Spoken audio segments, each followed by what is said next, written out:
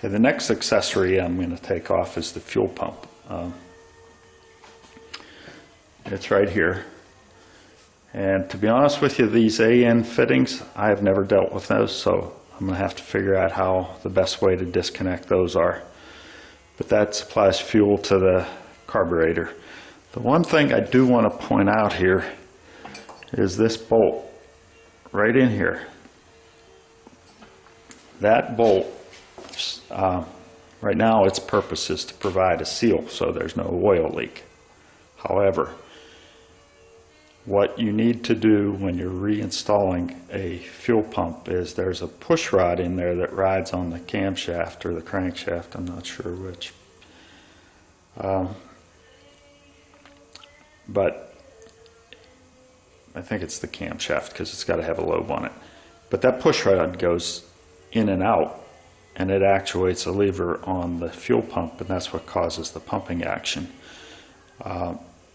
When you go to reinstall the fuel pump, what you do is you take out that bolt and you put in a longer bolt.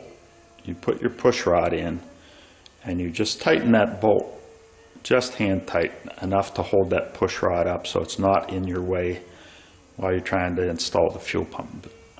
It makes it a lot easier to get the fuel pump in if you know that trick.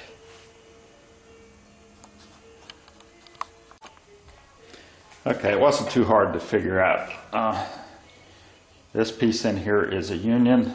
All I did was held that and loosened this. Comes out.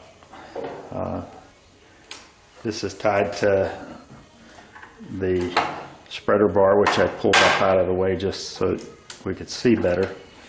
I'll just snip that, and then I'll take looks like probably a 9/16 wrench.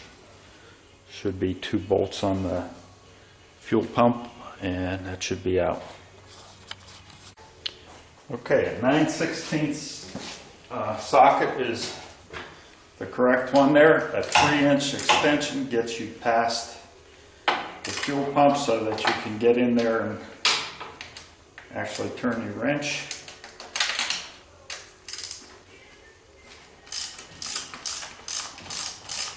Once I remove those bolts, that fuel pump will come right off.